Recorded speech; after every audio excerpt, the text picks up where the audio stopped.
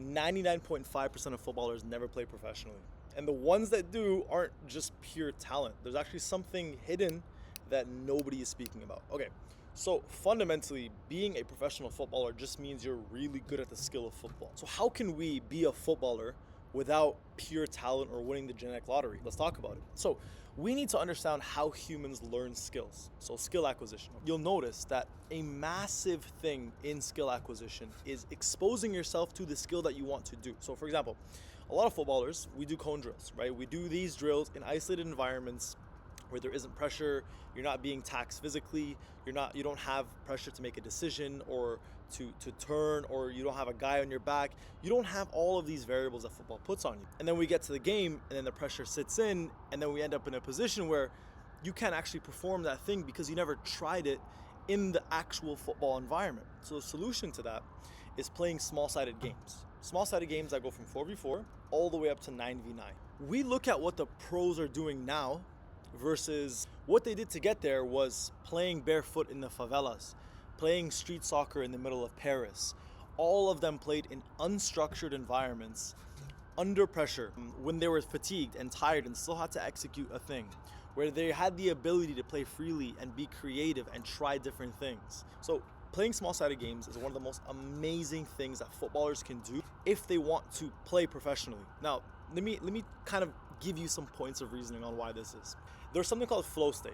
A flow state is when people typically say, I'm in the zone, okay? When you're in the zone, you're not thinking of time. You don't enter flow state when you're doing 300-400 reps of a cone drill.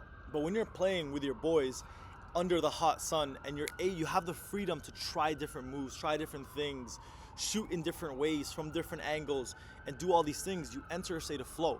And flow allows you to learn 10 times faster than any other form of training that doesn't put you into flow. So small-sided games allows you to get into that flow state. Another thing as well is that you can work on your fitness, you can work on your decision making, you can work on your game IQ, you can work on practically every aspect of football because it's football, right? So there's a sports science principle. It's called SAID, specific adaptation, imposed demand.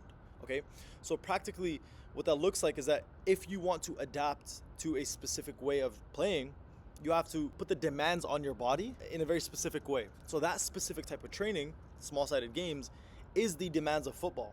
So if you want to be able to have a specific touch under pressure, do it in a game. If you want to be able to make decisions faster when you receive the ball, do it in a game, not without pressure, not in isolation, not, while you're full of energy and there's not a freaking guy running at you. So last thing I want to hit on here is that football is 90% lower body dominant sport, right? If you look at basketball or MMA, these are sports that are half upper body, half lower body. So you got guys like Kobe Bryant on tape talking about, yeah, I train, 4 times a day for 10 hours a day. Or Habib speaking about how he trained 3 times a day for 8 hours a day. Football, we can't do that. If we play at 100% intensity, we're capped at an hour and a half, maximum 2 hours, because it's so taxing on the lower body. So we have such a delicate amount of time that we can allocate to football. So why not do the thing that gets you much more out for the small hours that you put in? If you put in 1 hour, why not get out much more for that hour? And that's the whole concept of productivity in the first place. Productivity is defined as getting more out for what you put in. So if I put in an hour of training and I'm doing small-sided games, I'm intentional about the things that I want to work on, I'm in flow and I'm learning much faster, my hour, I'm going to make significantly more progress than another player who spends an hour doing whatever that doesn't enter him into flow, that doesn't challenge him in different ways when he's under pressure, when he's unfit, when he has all these things and he has to make these decisions super fast, right? So the biggest advantage you can have, and if you want to be a pro footballer and you want to be able to, compete against the guys that won the genetic lottery, play small-sided games, play with different variables, go from 4v4 to 5v5 to 6v6 all the way up to 9. Limit yourself to amount of touches. 3 touches, 4 touches, 5 touches. Limit yourself to the amount of passes. Or maybe you have to dribble the ball into net. Or maybe you can only score with your weak foot. Or maybe you have to pass the ball into the ground into the net. Or maybe change the net. Maybe make the net super low. Or make it a normal net.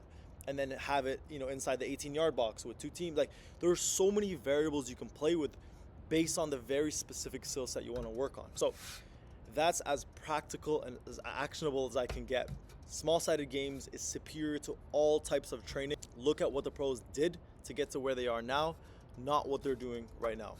My name is Alp. I play semi-professional football in Toronto. And if you got any value from this video, then subscribe.